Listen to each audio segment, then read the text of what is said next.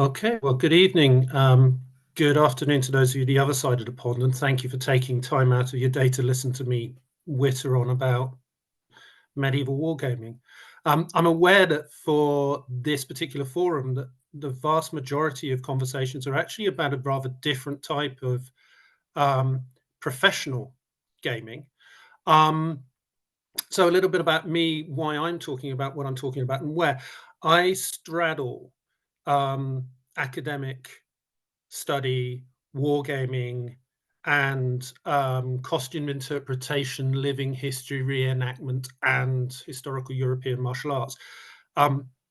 It's become one of the great joys of my life that I've realized that all of these things interlink and interact, often not very easily, but generally with reasonable success. So this is where I'm coming from. I started wargaming a long time ago, at the age of 16.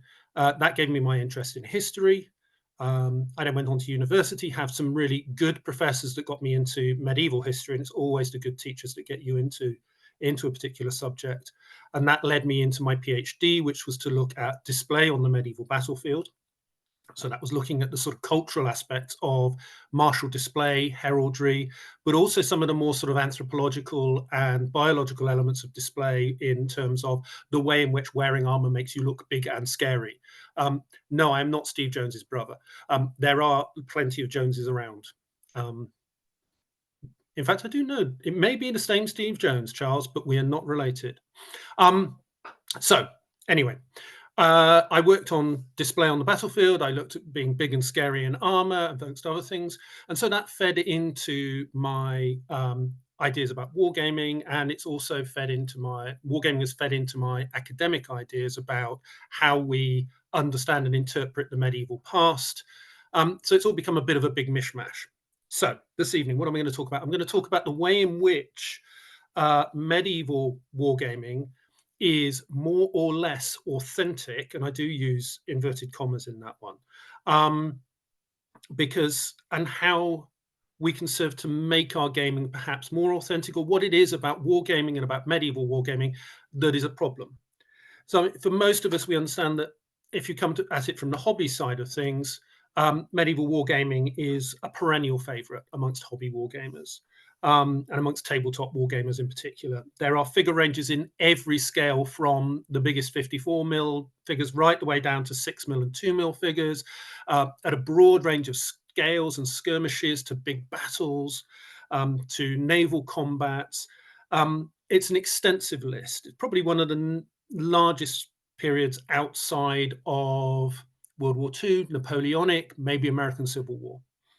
Rule sets come out on a regular situation. So routinely we see new sets of wargames rules coming out, telling us how we can recreate medieval battles on the tabletop.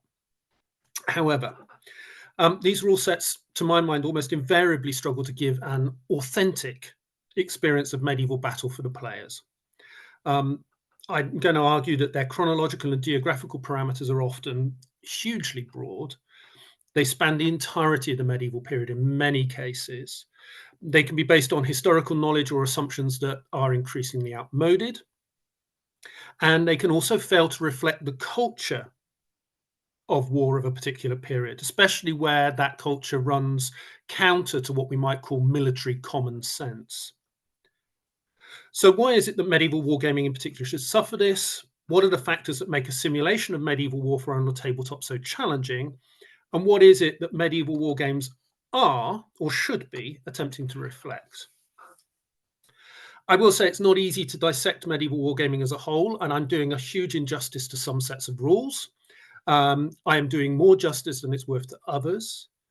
And it's really tricky to distill those elements of medieval wargaming that are inherently, and again, using inverted commas, wrong. It's a creative activity, wargaming.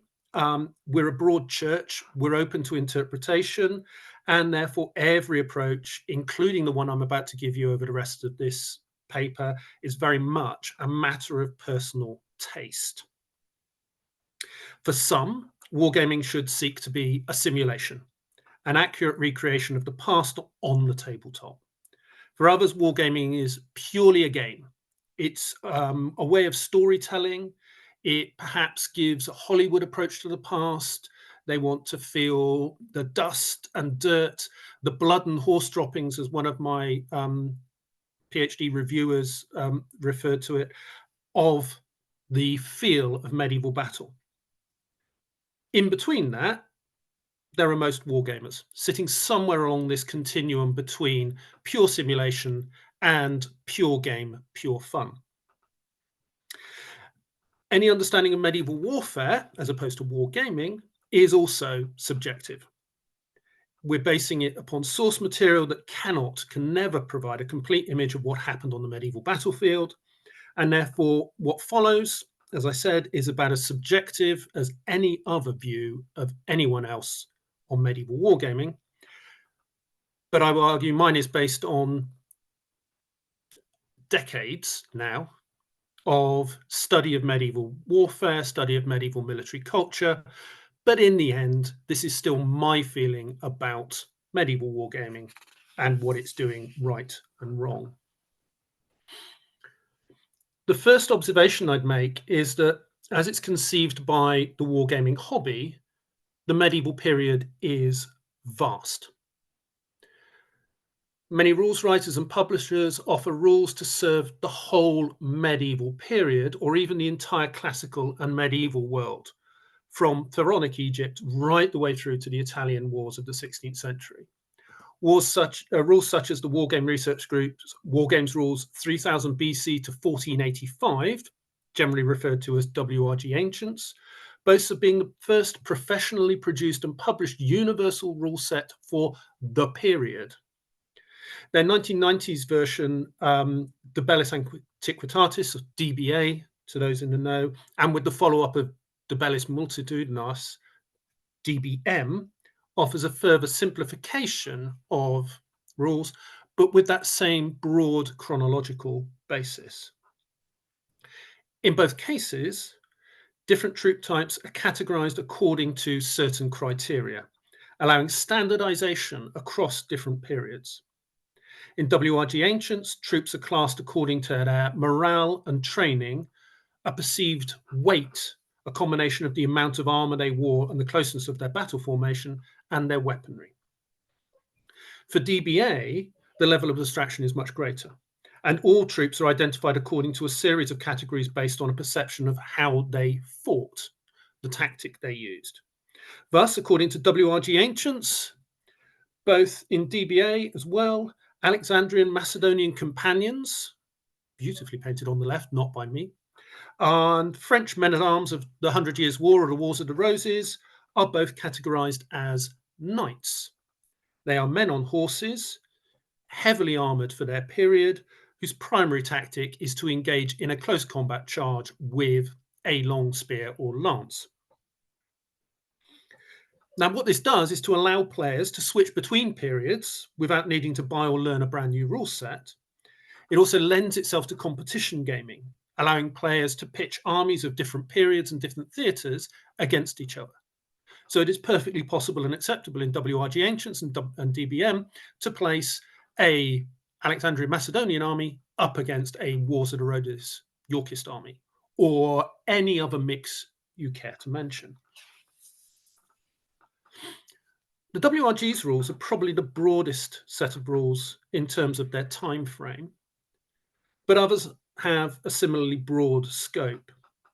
And indeed, even where the rules are limited to the Middle Ages, this can still encompass over 1,000 years, from the end of the Western Roman Empire to the start of the Italian Wars. Some of that choice of period is a little bit arbitrary. Some of it matches traditional distinction of the medieval period from the Roman and the Renaissance.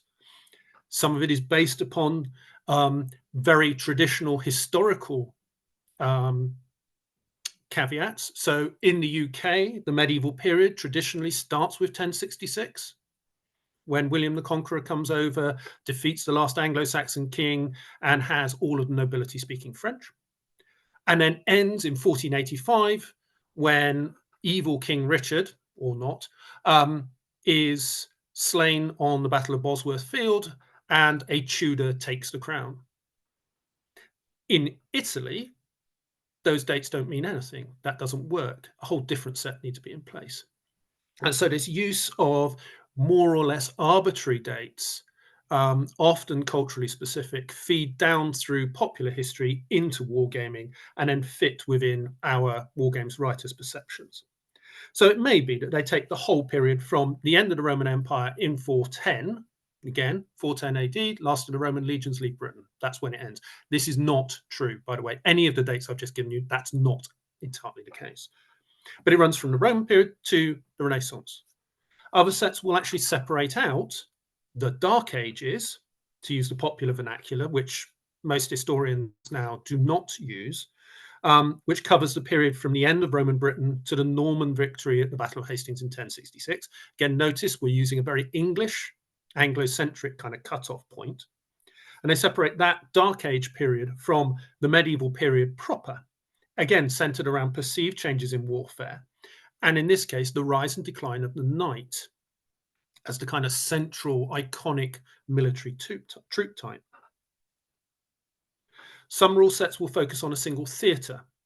And in this case, we particularly tend to see rule sets for the Crusades or the Latin East. That in itself is quite tricky because often a crusading rule set will incorporate not only the wars going on in the Latin East, Palestine, as we understand it today, but also incorporate then the wars fought by the Teutonic Order in Germany, Prussia, and what is now Poland, Lithuania, and what is referred to as tends to be referred to as the Reconquista, again, the wars between Christians and Muslims in Spain, even though the military cultures, the martial cultures of each of those areas is very distinct, and the wider geopolitical situation is also quite disparate.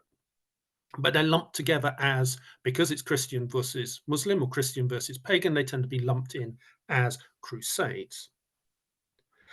Other sets of rules will focus down on a singular campaign, particularly the Wars of the Roses, and some of the most recent skirmish rules have done that, but these tend to be less common.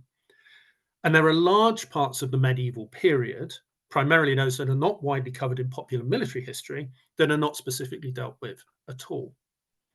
So until recently, you would be hard-pressed to find a single figure that covered the late 12th, early 13th century, let alone a set of rules that specifically looked at that.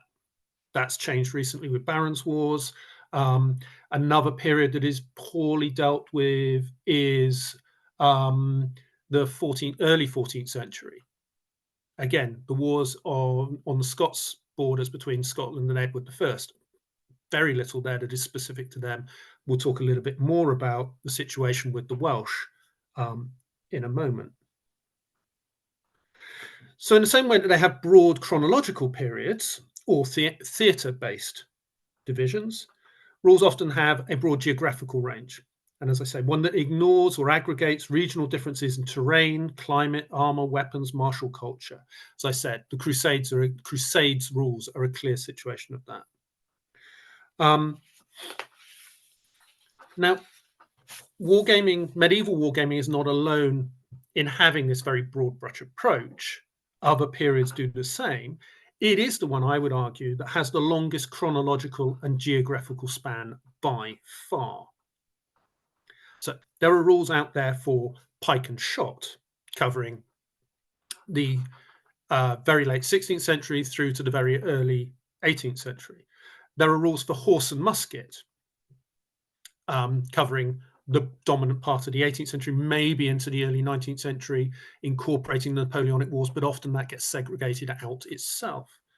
But in both of these cases, the chronological span is measured over maybe a century rather than a millennium. When more recent conflicts are considered, the time span gets even shorter.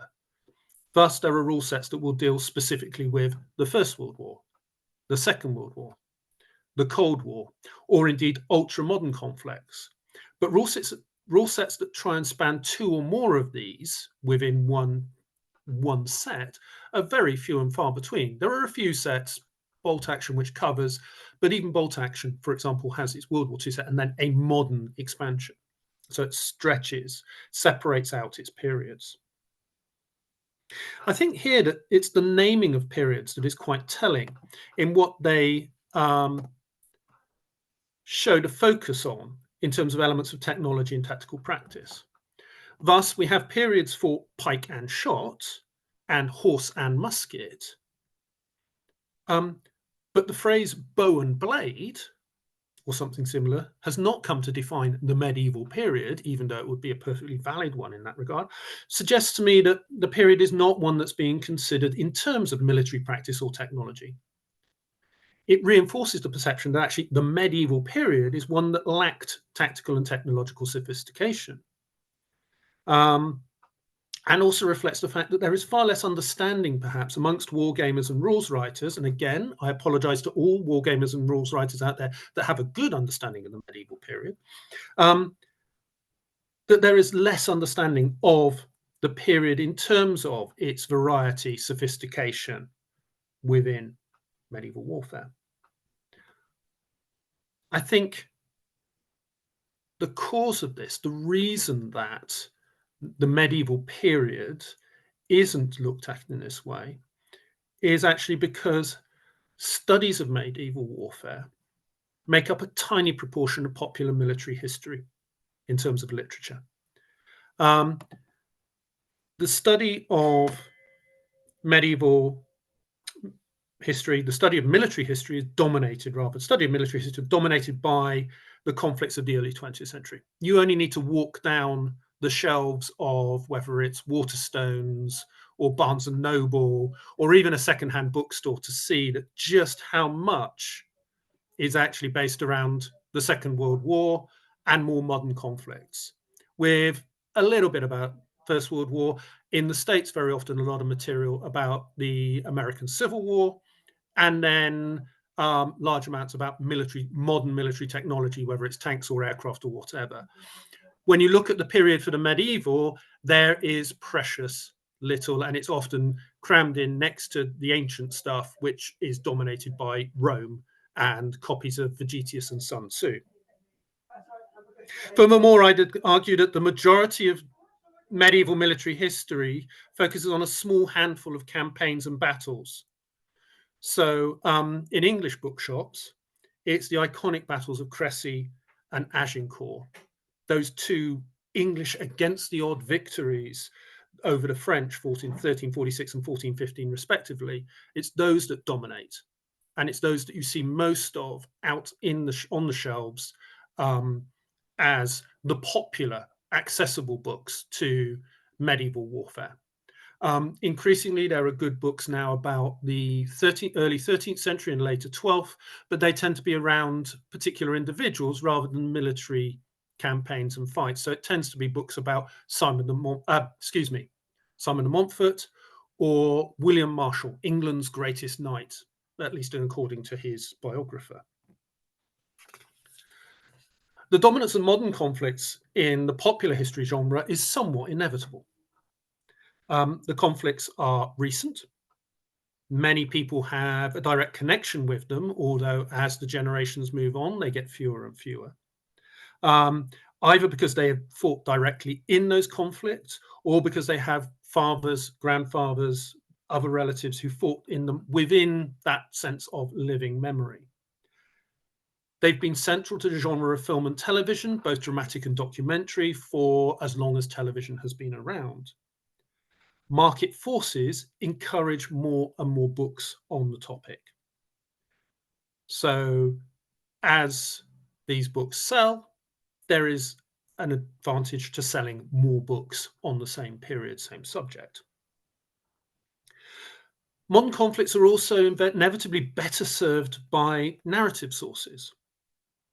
There are a far greater number of personal accounts because, when it comes right down to it, more men from the 20th century onwards were able to read and write and were more likely to leave their memoirs, their comments, their reflections.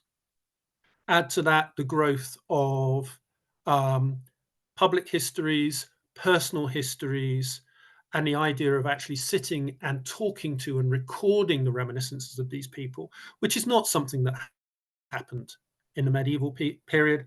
And you have a huge wealth of very engaging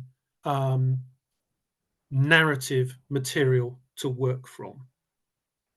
Add to that the oral and official histories, a greater number of administrative records at all levels. World War II is replete with, and indeed World War I, with regimental company diaries, battalion diaries that give the raw material for understanding their time on the battlefield. A huge amount more material than you get for the earlier historical conflicts.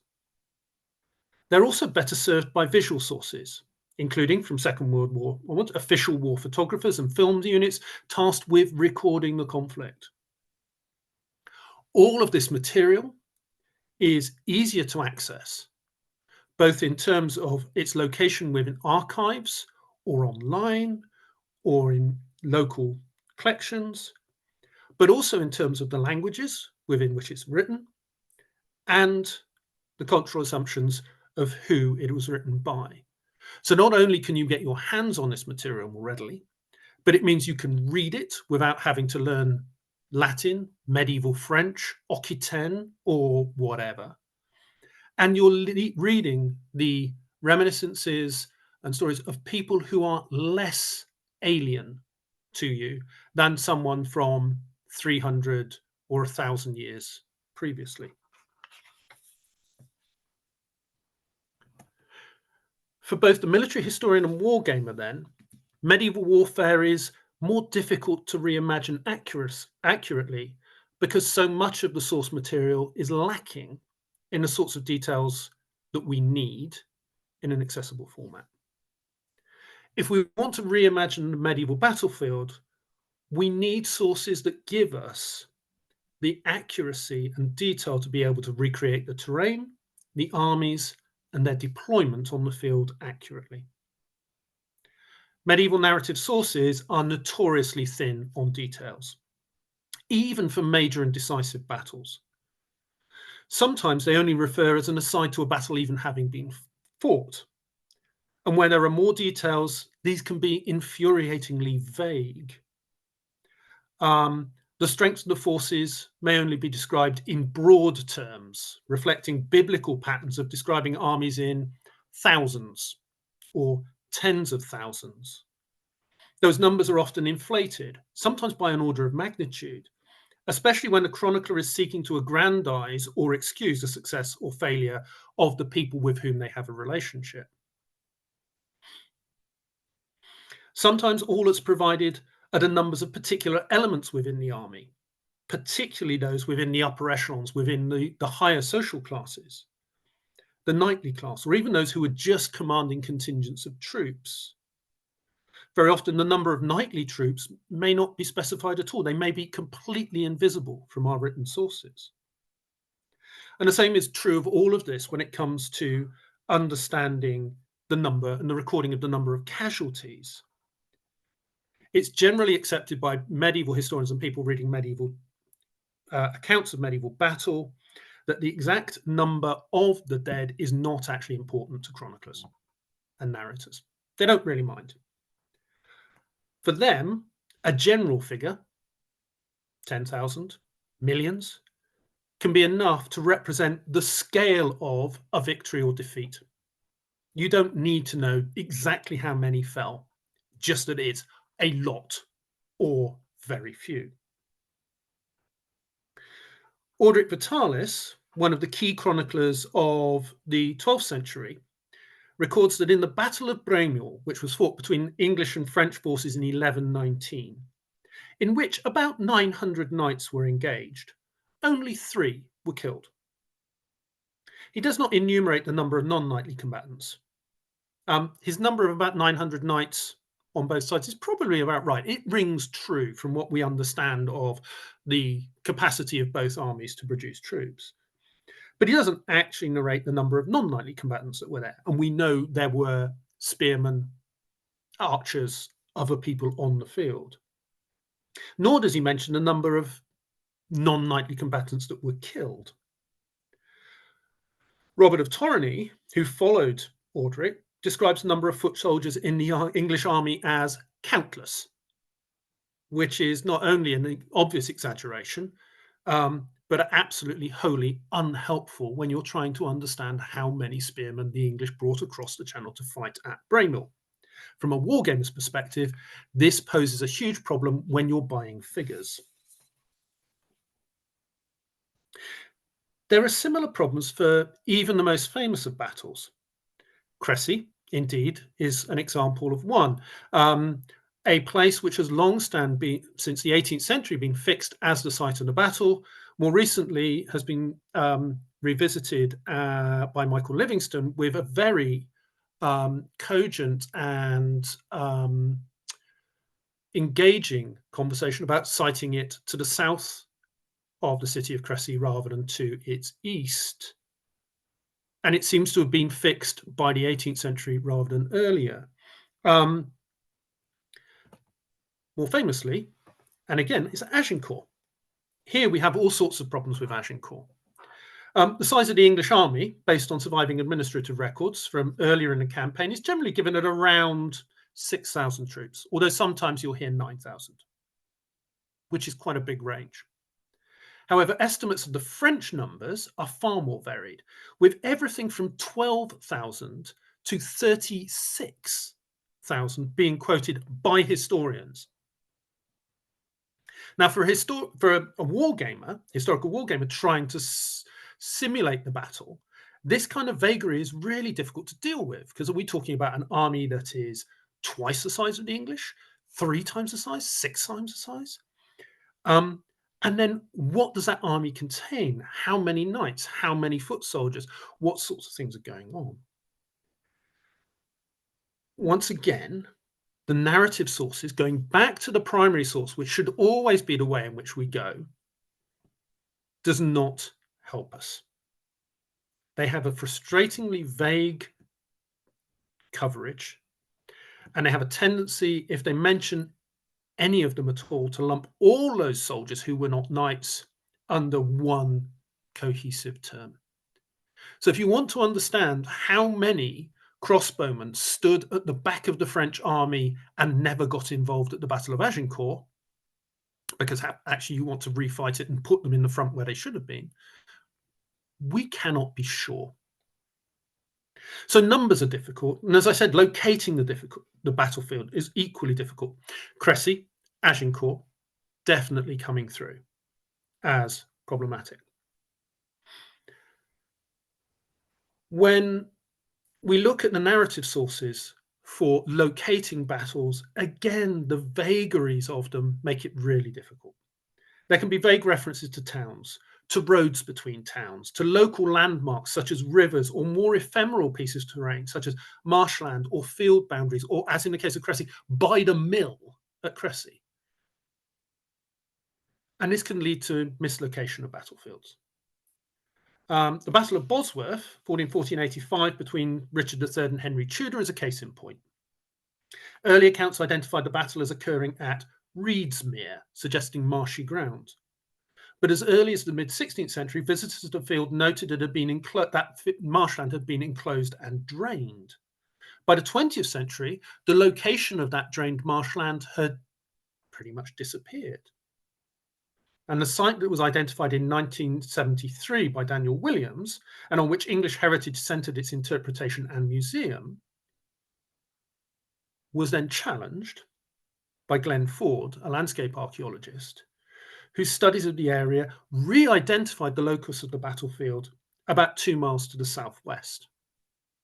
Because by going back into the field, by doing new techniques of surveying and collection of materials, particularly fall of gunstones, he was able to kind of move the battlefield around. He's done this on 2 or 3 places, and it has to be said that Glenn Ford's battlefield archaeological techniques for these early battlefields are clearly quite remarkable and groundbreaking, and they change our understanding of battlefields dramatically.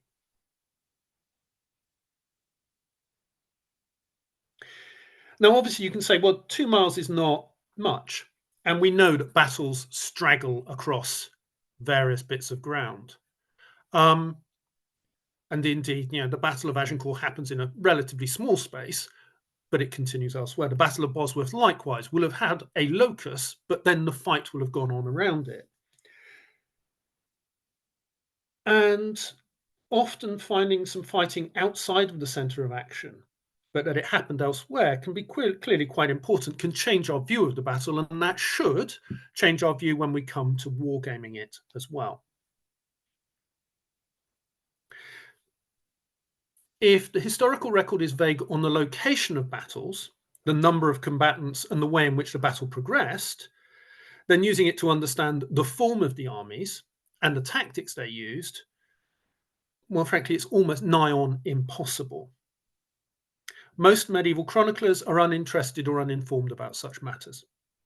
And while some may have been able to piece together the events of the battle based on eyewitness accounts or from their own earlier experiences of combat, it was also the norm to fictionalize accounts, as we would see it, by using classical descriptions of battle taken from the likes of Caesar or Suetonius or someone like that.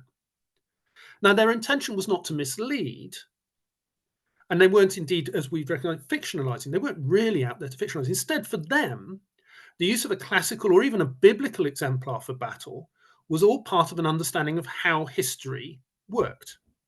History was not about truth. It was not about describing what happened, but it was describing how it ought to have happened. And so we're left with a feeling that we can't trust any of our sources. As a prime example, when the writer William of Poitiers is talking about William the Conqueror at the Battle of Hastings, in fact, he has, throughout his work, been using Julius Caesar's Gallic Wars as an exemplar. And he is casting William the Conqueror as a new Caesar, crossing the Channel to conquer Britain in a way that Caesar failed to do so. And so routinely, aspects of the battle and aspects of the way the war was fought are being drawn from Julius Caesar's Gallic Wars. So we're not necessarily seeing exactly what happened on the field of Hastings. We're seeing it through the lens of Julius Caesar. And we're not really seeing what Julius Caesar did, because, of course, we're seeing it through the lens of Julius Caesar trying to tell the people of Rome how wonderful he was. This makes understanding medieval battles really difficult. Even when we use the accounts of actual combatants, those accounts can still fail to give us the useful details that we need. Very often, those men who fought in the battle are too close to the action to give the more general overview. And strangely enough, they're rarely of sufficient standing to have made big command decisions. Although Jean de Joinville, who writes an account of Louis IX's Seventh Crusade in the mid-13th century, he's pretty close to being there, but he is still just one of the noblemen who's next to the king. He is not the king himself talking about his experience, his decision-making. Indeed, what you get is snippets and narrative of Joinville's experiences on campaign. The same is true of Villehardouin, who writes on the Fourth Crusade, or indeed any number of the eyewitness accounts from clerics who were on the edges of the battlefield, or indeed heralds. So we don't necessarily get the full picture from them. And again, they're writing in the same genre as our chroniclers, and so their accounts are no less inclined to be dressed up with classical tropes, or indeed, in some cases, the trappings of chivalric romance. So if we're not be likening yourself to Julius Caesar, you're likening yourself to Lancelot or Gawain or Roland. Furthermore, medieval narrative accounts often have an element of a form of historical narrative that the military history writer John Keegan called the battle piece, the narrative battle piece. And he argued that these battle piece histories, of which he had examples from across the 20th century, showed a uniformity of behavior, with all combatants performing the same actions with the same intensity. They had abrupt, indeed quite discontinuous movement within the narrative piece. So all the actions of the combatants change abruptly from charging to running away, or doing this to suddenly they're all doing that. The third element is that they had ruthlessly stratified characterization. Only named individuals are of high status. So again, back to, we see what the knights are doing, we see what the kings are doing, the counts are doing. We don't get to see what the unnumbered spearmen are doing as individuals. They are simplified in their activity. So our narrative sources give us actual very little information about how the armies are actually behaving on the battlefield, and certainly not necessarily in ways that are useful to the traditional wargamer. The administrative and technical information that's available to us can be is actually no less helpful. The survival of such documents is very patchy, and making broad generalizations from these records is problematic. As has been noted, medieval armies are not monolithic structures across the whole 1,000 years of the medieval period. They change. They also change from campaign to campaign. There are very few medieval armies which are standing in the way we would recognize from the 18th, 19th, or modern day. These are armies that are raised for a particular campaign, then they've separated out and fall apart to be raised again for the next campaign, often with very different underlying processes behind them. And so we see elements that we might see at Crécy are being reinvented, changed anew for Agincourt or Poitiers or whatever. So we get this renewal. So even talking about the 100 Years' War, we can't draw a common theme to the medieval armies of the whole 100 Years' War. Even in the various governmental records, while we might expect that our sources are more reliable and specific, they pose real difficulties. Whether it be muster rolls, indentures, which are the way in which English and later some French troops are raised for service, and other lists, we must remember that they're not there to give us information about the makeup of a medieval army. They're actually primarily financial documents. They're aimed at recording the expenditure of the crown or whoever on the troops they have. This means that they are bureaucratic. And as everyone knows, bureaucratic documents are never wholly clear. To take an example, in 1317, John La Ires, John the Irish, mustered a group of men at the city of Berwick, the great last English bulwark on the Scots borders, and he mustered them before the city's chamberlain for them to be paid. But there was a dispute, and it was forwarded to the king, and therefore it survives, because Jean had brought 28 men, suitably mounted and armed with acqueton, hauberk, and bassinet, where sufficient men less well provided in the garrison received 12pence a day, and then 26 hobblars, normally equipped, so in lighter equipment, a lighter kind of horseman. It seemed to John that his men were not receiving appropriate pay, but the petitioners had been ordered to treat all as hobblars, as the more lightly equipped, and therefore paid less than his 28 well-equipped men who should have got, to Jean's mind, a higher rate of pay. So, under the term of Jean's contract, he had to provide 54 hobblars, lighter armed horsemen, who would get paid a rate of 6pence a day. The contract was not flexible enough to recognise that half of them are actually far better equipped than was required, could have served as men-at-arms, knights, and therefore would have been expected to be paid at twice that daily rate.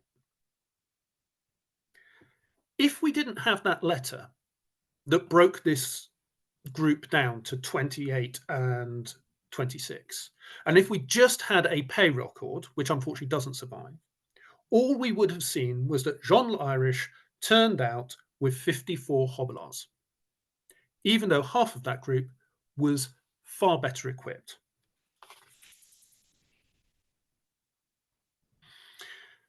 When it comes to understanding the structure of armies, these bureaucratic sources are no less helpful. The indentures that survived for the late 14th and early 15th century English field armies, so those for Poitiers, Agincourt, and the like, give plenty of information about individual retinues. You know, they give the names of the captains, they give the names of the men-at-arms, they actually give the names of the archers. And the Medieval Soldier Project, if you can find it online, which looks at 14th and 16th century indenture rolls, are able to track individual archers' service across a series of campaigns. Wonderful social history. but it doesn't tell us how those wards and companies, those companies were formed into wards and how those wards formed up on the field of battle. And it has been the basis of intense debate pretty much throughout history. The largest of these debates again comes back to Agincourt and how English archers were formed on the battlefield in the 100 Years' War. Much ink has been spilt over this, where the question comes down to an interpretation of Froissart, 15th century chronicler, who refers to English archers being drawn up in the manner of a hearse or harrow, so the thing that drags through the ground and breaks up clods of earth. That one phrase has formed the basis for most interpretations and reinterpretations of how archers formed on the battlefields of Agincourt and Poitiers. Some have suggested that this means being deployed in wedges, so archers forming points of the formation towards the battle line between groups of men-at-arms. Others have argued that the archers were deployed on the wings of the battle lines with the men-at-arms in the centre. For a third, there's a suggestion they formed a hedgehog, a hérisson, rather than a hearse. And in fact, they became a spiky wall with the men-at-arms actually standing behind the archers. Now, all of this matters, obviously, because the interpretation chosen has ramifications of how one understands the efficacy or otherwise of French attacks against the English lines and English archery against the French. It also has an impact on how one understands the internal command structures and the command and levels of command and control within the English army. If the archers raised as part of a mixed company of men-at-arms and archers, so you raise these together in a particular region, they arrive at the muster point and then they're gathered together in wards, again, potentially of like regional people. If they're raised as part of a mixed company in that way, but then the archers are being detached to the wings, what does that mean for the bonds of command and comradeship that are formed within that retinue, within that company, if you then break them up?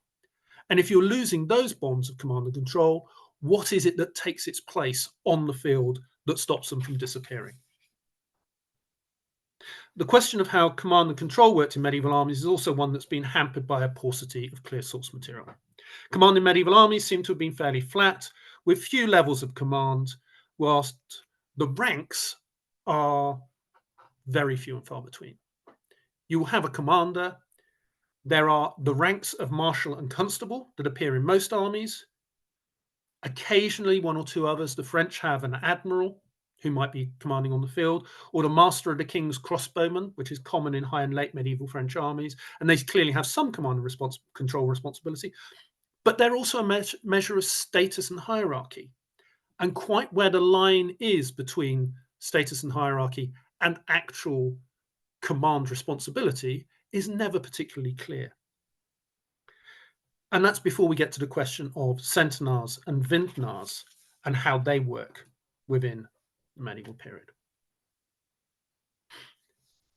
In the absence of clear evidence to the contrary, there is a tendency for medieval military historians and medieval wargamers to fall back on familiar models of tactics of command and control. And these tend to be the armies and battles of the 18th and 19th century of Western European states. That is, after all, the military culture that lies at the heart of the modern day military. It's also, more insidiously, the lens through which most military history has been written. Traditional military history was born in the staff colleges of the 19th century European powers. The purpose of studying military history was wholly practical. It was to distill the fundamental and eternal laws of war by looking at the actions of great commanders in decisive battles and campaigns in order to be used as object lessons for young officer cadets. To be able to make these comparisons and generalizations, the distillation of those fundamental laws had to be done through a common filter.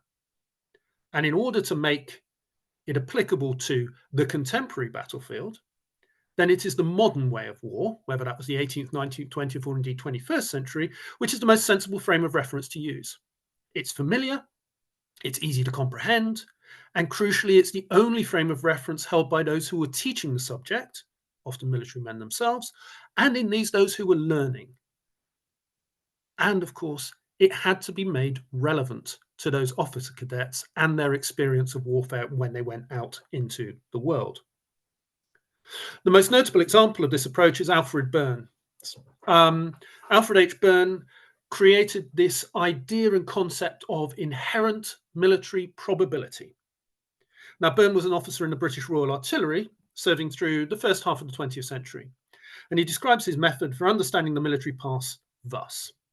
He says, "My method here is to start with what appears to be undisputed facts, then to place myself in the shoes of each commander in turn, and to ask myself in each case what I would have done. This I call working on inherent military probability. I then compare the resulting action with the existing record to see whether it discloses any incompatibility with the existing facts. If not, I then go on to the next debatable or obscure point in the battle and repeat the operation." The problem with this approach is that it presumes that the military commander of the day, of whatever period Byrne was looking at, thought and behaved in exactly the same way as Alfred H. Byrne, Lieutenant Colonel Royal Artillery, who had been trained to perform at Sandhurst and Woolwich, who was born and nurtured with all of the preconceptions inherent within his class, race, gender, age, and culture of the early 20th century.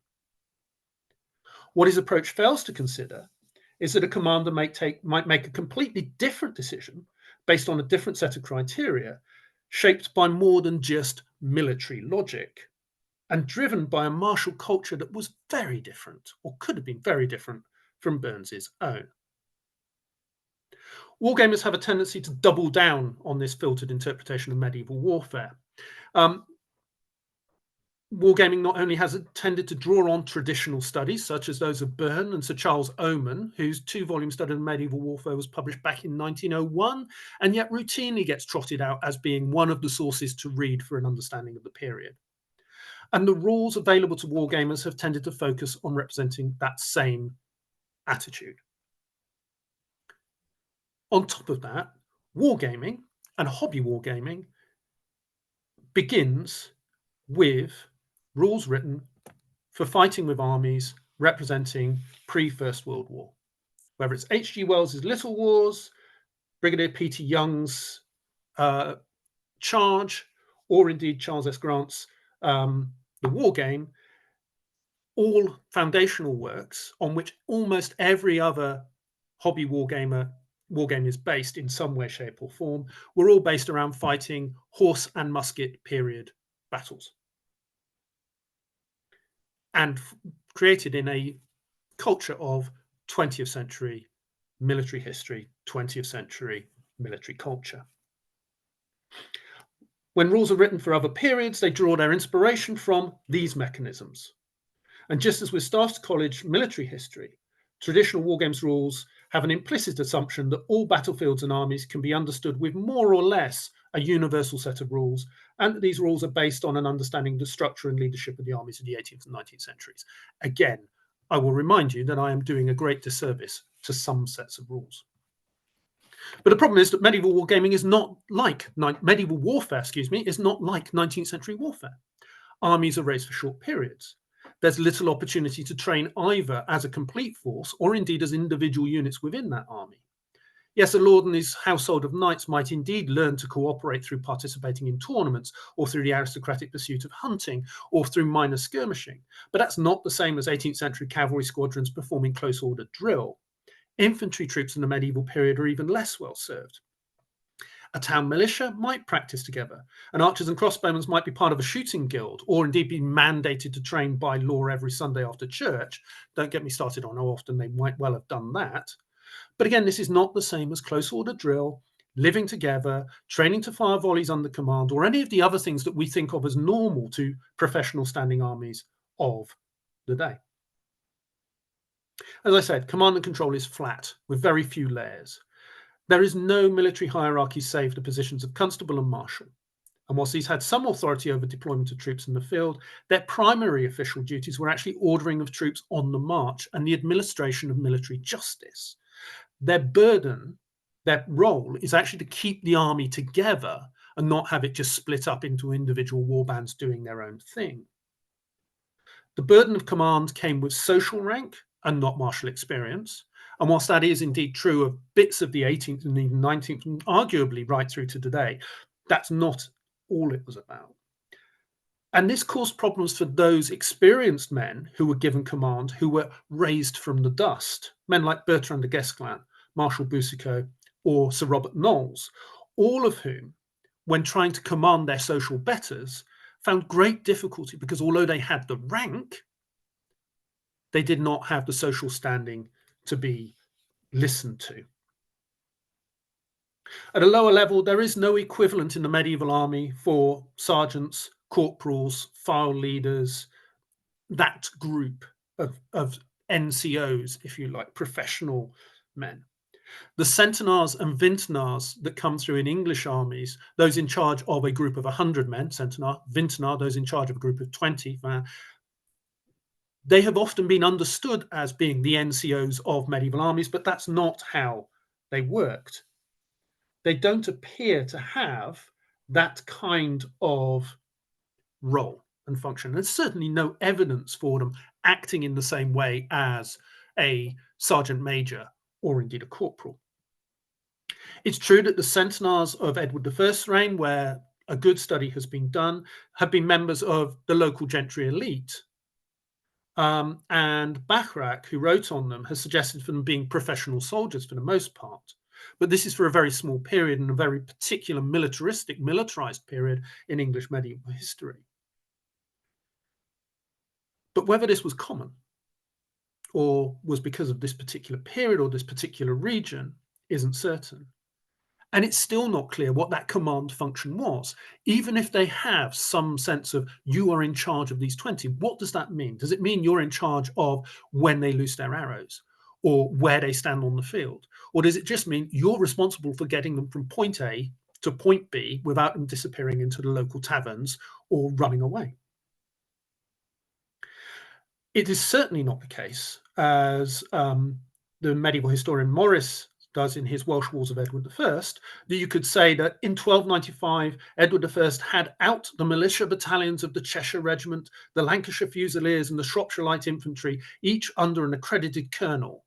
This is his equivalence of the raising of troops in 1295. This is not an equivalency that works. It's not helpful in terms of medieval history, and it's certainly not helpful for medieval wargamers. So if medieval war armies are not trained, organized, or drilled in the way that standing armies of the modern era have been, they're small, they're difficult to maneuver, they tend to fall apart. And so any rule set devised for the horse and musket period, devised for those modern armies, will fail to represent an accurate depiction of the workings of a medieval one. Another aspect of the misunderstanding of medieval military history that inhibits accurate interpretation is the use of stereotypes. Again, this is in part because the popular military histories tend to reinforce those stereotypes, and also because most of them are grounded in some kind of national psyche. The dominance of the English, or for those on my side of the border, Welsh longbowmen in the 14th and 15th century, the rash and headstrong but unstoppable medieval French knight, the militarily backward but ferocious Celtic warrior, whether he's Scottish, Irish, Welsh, or the equally ferocious but military dominant Viking, often combined with a bloodthirsty and beast-like berserker. All of these kind of stereotypes filter into our understanding of medieval warfare and certainly filter in to medieval wargaming. And even where the author of a rule set is aware of the inaccuracy of a particular troop type, they may feel obliged to include them because their customers will expect them to be there. Anyone who writes a set of war games rules for the 100 Years' War is going to have to deal with the fact that people want the English archers to be superior to everything else and the French knights to be rash and charge. And so there's a tendency to incorporate particularly the more sensational stereotypes into the rules to add flavor or excitement to armies. There's also a desire to ensure that individual factions within a game are distinctive, normally based around a particular national or cultural identity or national or cultural stereotype, giving them their own strengths and weaknesses. That is a particular feature of many strategic and real-time strategy computer games, things like Age of Empires, Civilization, or indeed the Total War series, where each of those regional groups need their own particular military culture, military troop type that gives flavor. But it's also true that in medieval wargaming, the same is coming through, particularly in more modern games, where I think there is feeding off of this off of this computer gaming culture, and need to provide the same sort of factional armies that people are used to finding there, or indeed in science fiction and fantasy gaming, Warhammer 40,000 and Warhammer, the war game. So there, the general format, in order to provide this sense of theatre, this sense of difference, is to provide either a specific rule reflecting a peculiar aspect of the faction, or units of troops available only to that group.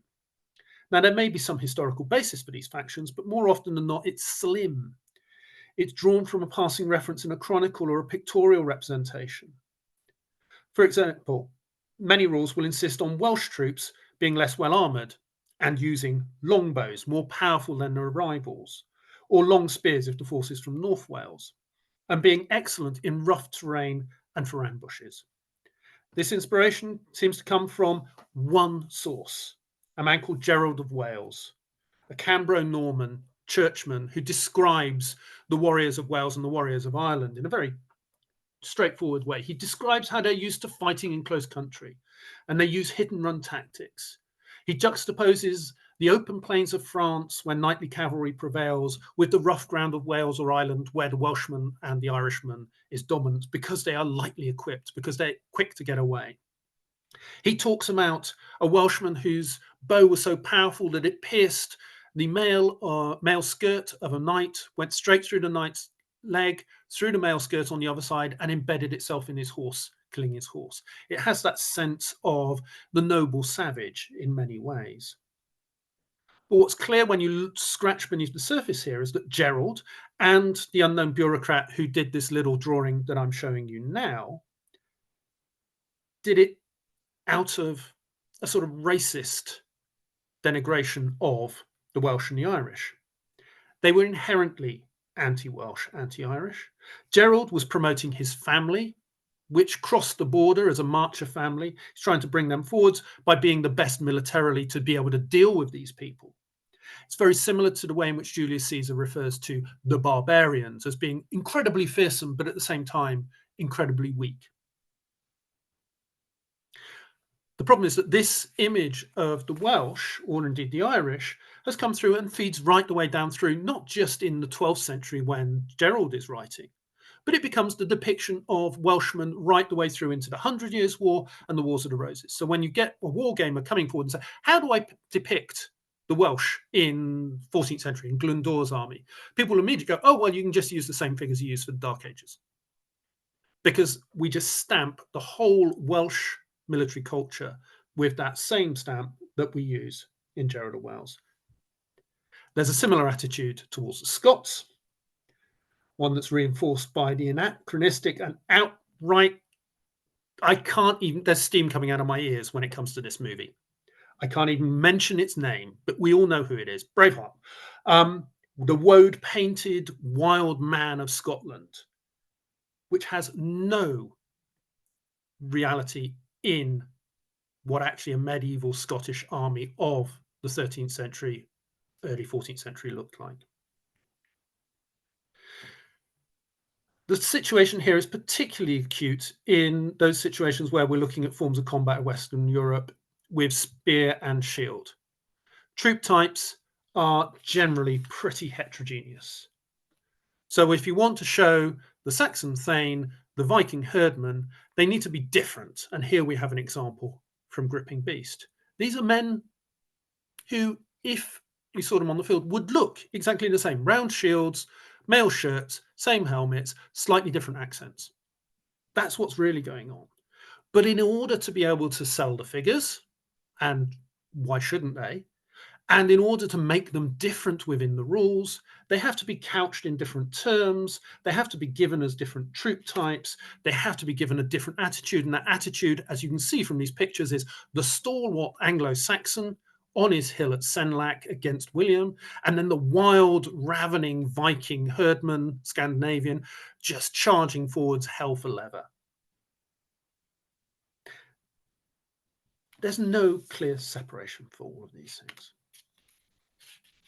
Now, whilst the appearance of faction-specific troop types may play to players' expectations, they're based on stereotypes appearing in popular fiction, historic studies, or biased primary source material. But its need for factions is part of a desire to make the game more interesting, more challenging, to provide different tactical challenges inherent in fielding wargaming armies with different compositions. It also encourages you, in the end, to buy more figures. Another commercial imperative that can have an impact on the way in which medieval warfare is represented by wargames rules is that writers of the popular sets are under pressure from their players and publishers to use their mechanics for other periods and other theatres. Now, these may be chronologically adjacent, but not always. The Saga rule set, for example, very popular, with a wonderful sort of narrative system of dice collection and expenditure, originated as an early medieval game focusing on armies around the periods of Hastings. It expanded to include the Age of Arthur and the Age of Age of Alexander, with army lists for the Greek states, Persians, Thracians, Macedonians, the Age of Hannibal, which encompassed Rome, Carthage, Celts, and others, and then divides up the medieval period with the Age of Invasions for the post-Roman period, the Age of the Vikings, the Age of the Crusades, and a period for the 100 Years' War is about to come out.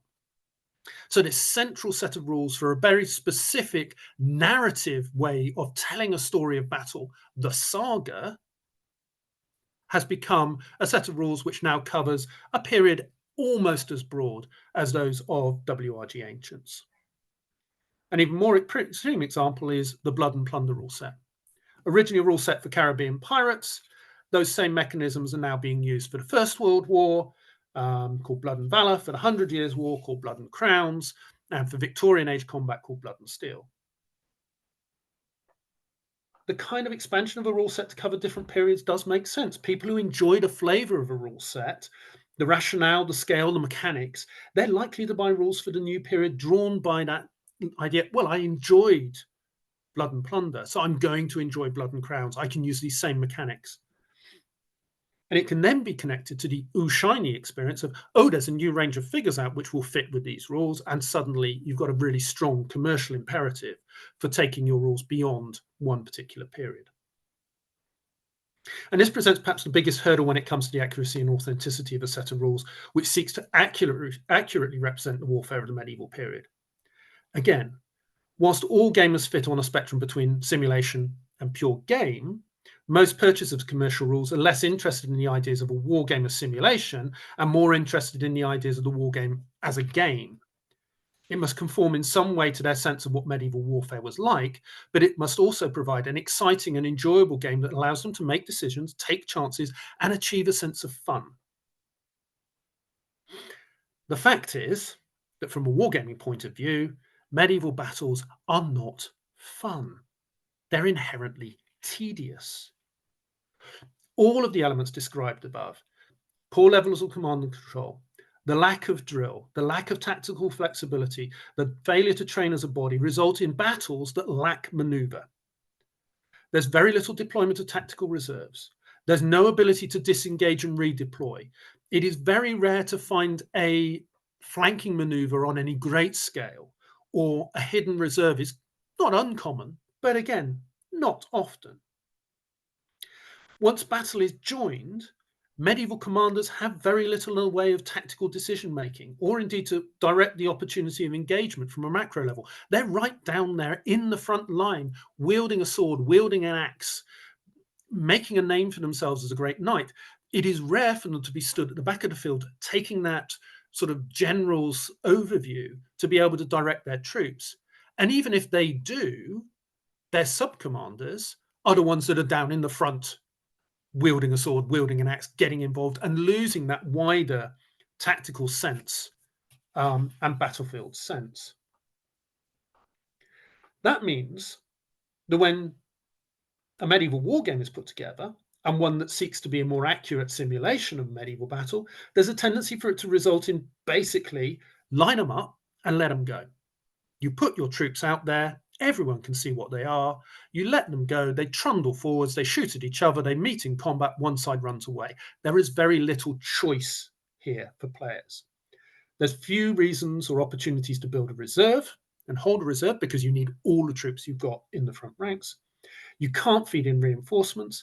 There's no opportunity for passage of line within an authentic medieval experience because the troops aren't really experienced enough and have the drill capability of being able to do that. So all of the things that we see in a horse and musket game, which make them exciting, that give the player choice, just disappears. So a simulation of medieval warfare is both difficult because of the quality of its source material and unsatisfactory as a game because of the nature of the warfare. So to finish, how do we serve and give games that both purposes? How can we make them both accurate and reflect medieval combat? The answer is to shift the paradigm. Rather than looking at things in a grand tactical sense, we have to make the decisions happen elsewhere.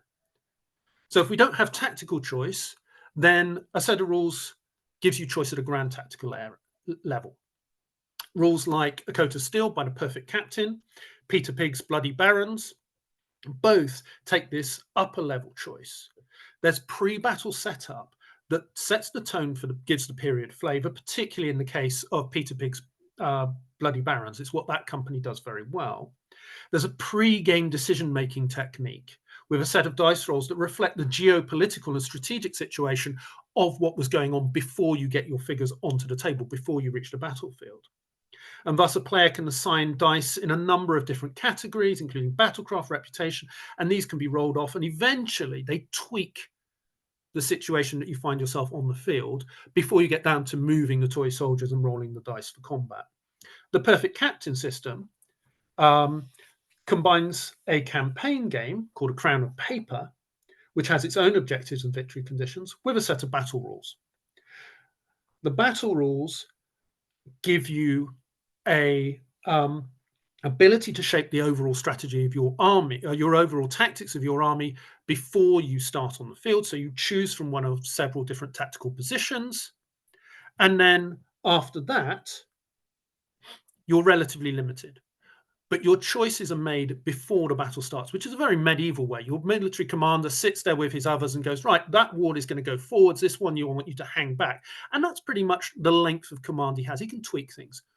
But then what they do is focus right down onto a micro tactical level, where once your captains get into battle, once their companies become engaged, they can make choices of certain tactical approaches, whether it's I'll not shrink back, which places the captain into the fight itself, throwing himself forwards, which gives a benefit. Or it might be with daggers drawn, where they fight really hard, which has greater opportunities to overthrow the enemy, but also greater risks of killing. Or they may gather to the standards, where rather than fight hard, they concentrate on trying to regain some measure of control. So by using these tactical choices at that level, and for those that know me will know I have purloined this idea for my own rules, Blood and Horse Droppings, then the player gets the choices, makes a game of things, even though he doesn't have as much maneuverability when it comes to where his wards are going, where his brigades, his divisions are going. The other way of doing it, of course, is to reflect the culture of the time. This is very difficult for wargamers because they want to win. And when they want to win, they don't want to do things that are going to cost them victory. Large parts of what happens on the medieval battlefield and large parts of what medieval commanders and knights often do is counterintuitive. It encourages and informs actions that might be praised, even though the result is death and failure. Much of the rashness of medieval knights stems not from a failure to understand the consequences of charging headlong against Flemish pikemen, but actually because of the imperatives of their culture that says this is the course of action that is desirable or necessary for me as a warrior. So at the Battle of Mansoura in 1250, fought between Louis IX's army and the Ayyubid Egyptians, the French king's brother, Robert, the Comte d'Artois, is emboldened by a victory over his enemies to ride straight through the open gates of the town of Mansoura into the city itself. He's advised against it by the Grand Master of the Order of the Templars and William of Salisbury, who's commanding an English contingent, both protesting that this is a rash move. You do not want to charge into the city with your knights. Robert leads the charge anyway, goes herring off into the city. He is followed by both the Grand Master and William of Salisbury and their troops because they cannot be seen not to follow, even though they know it is a stupid idea, and indeed it costs their men most of their lives. The gates are shut behind them. The Ayyubids are throwing rocks and wood and arrows and things onto them in the narrow city streets, and the vast majority of the command is wiped out. Even though the Grand Master and William of Salisbury knew this was a stupid idea, they had to follow because the tenets of their position as noblemen, as warriors, as chivalric warriors meant they could not ignore it. And we have similar examples in the behavior of the French commanders at Agincourt. Apart from their overconfidence at being outsizing the English army, they had a desire to gain honor and prestige that meant they had to be amongst the first to be in battle, first to engage the enemy. They couldn't be seen to be hanging back. Now, in most cases, the rules would seek to replicate this by making knights rash and forcing players to roll dice to stop their troops from just raging forwards, and would stop them from making a foolhardy charge. But this oversimplifies the motivations of those medieval warriors, and again judges them by contemporary standards and not those modern military culture. They're not rash because they don't have good military sense. They know what they're doing is stupid. They know what they're doing is likely to cost them dear. But it means much more to them than that. The other thing, and something I'm really not keen on seeing in Wargames rules, is prescriptive rules. Rules that say to a player, this is not a good idea, therefore we're not going to allow you to do it. I'd much rather that a player makes a poor choice and is punished for it, or makes a good choice and is rewarded for it, than the rules say that this tactic is acceptable and this tactic isn't. What the rules should do is reflect a tactic that works by making it successful. So a way to get players to think medievally, and this is indeed my final point, and thank you for listening, is that we should construct rules and scenarios in such a way that they encourage players to focus on the telling of the story of the battle rather than seeking to win it. So a narrative approach, one that's far more familiar to role-play gamers and rare against the more traditional wargamer, encourages players to focus on the actions and behaviors of their troops rather than the outcomes of their dice rolls. So you reward players for taking actions that reflect the chivalric desire to be seen as a prud'homme, a great knight. You reward them for doing deeds of great martial skill and valor, or attempting to do deeds of great martial skill and valor. In the end, the dice can never be mocked. But by rewarding them, even where that behavior is counterintuitive to winning the overall game. And if you do that, you result in a closer simulation of medieval warfare as a cultural experience, and arguably give players a far more authentic experience of medieval command, control, and combat. At its extreme, the narrative and non-competitive style can result in all players taking commands on one side, whilst an umpire controls the other. This works really well for something like Agincourt. And I've written, there's a blog post on my website if you want to look at how I thought about how this should be done.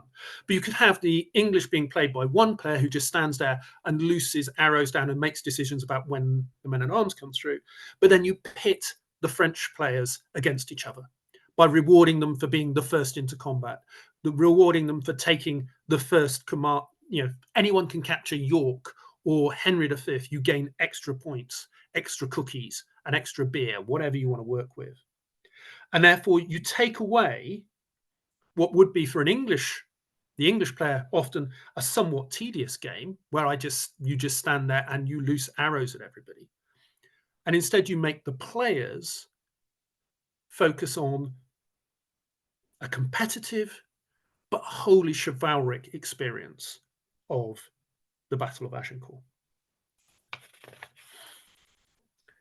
In the end, all war games are just a simulacra of the past events. They lie somewhere between a simulation and play. The nature of medieval warfare and its sources are available lends itself less readily to either a satisfactory simulation or game. And wargaming as a hobby, with its background in the recreation of horse and musket conflicts, has tended to create games that are rather generic, with a veneer of medieval military culture over the top. I hope that what I've done is to indicate some of the ways in which this doesn't work. And also perhaps got you to think a little bit about how, by recasting that paradigm, by thinking more about the story than the rules, we can perhaps make something which is both a game, but also something inherently medieval. Thank you very much. Hey, Robert, thank you for your wonderful lecture. Honestly, I learned a lot about medieval warfare that I did not know, and it made me glad that I never designed one, because I think I would have gotten a lot of things wrong.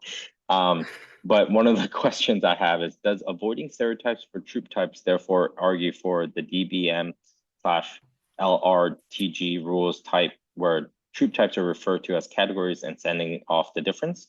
So a spear is a spear without any special rules for Saxons versus Vikings. Yes, it does. And I think some of the best, to my mind, the best medieval rules do not differentiate between a Saxon spearman and a Viking spearman, and that their tactics are similar. For me, I think there's, but then I hesitate to say that DBA is right. DBA is right in its approach in that it works for the sort of rules you get. So DBA creates effectively chess plus, to my mind, and that works fine. Does it feel like medieval warfare? No. I think, okay, let me rephrase that. Yes, it's right. You say a man with a spear and some armor on is the same as any other man with a spear and some armor on. What you change is the culture in which he lives. So for that regard, what's most important is who the other men around him are. Are they all just spearmen? Are there archers with them? Are they all in the same formation? Who their leader is? What are his characteristics? And I think very much that medieval warfare is often driven by the characters of the leaders, but they can also be driven by the characters of the men as well. So you're looking, again, I'd look at more than, it's not a national characteristic, it's more an individual attitude towards the individual warrior and what their experience might be, which is a really odd fudge of an answer, I'm afraid. Sorry. So I will ask the question that everyone's probably going to think about, which is, of all the different resets and all the trade-offs you mentioned, which one do you think best represents the period? I'm going to be, if I'm being really wicked here, there is an excellent set of big battle rules called Blood and Horse Droppings, and a really good set of skirmish rules coming out called a Corsair, written by a superb wargamer and medieval military historian by the name of Robert W. Jones. I'm afraid to say that actually I found the closest I came to was, seriously, for a moment, is A Coat of Steel, which I think recreates the Wars of the Roses battles very well, and which proved hugely inspirational for the rules that I developed, that tweaked them slightly to fit with my own way of playing on the tabletop. I think the other set of rules that I very much enjoyed were Pig Wars by Todd Kirshner, which is a set of early medieval skirmish rules. Again, very straightforward, very simplistic. There, the description is based around, you have a man, and he might be green, average, or veteran. He will either be unarmored, part armored, or fully armored, and then he's likely to have a spear or a sword or something. So you keep it very generic.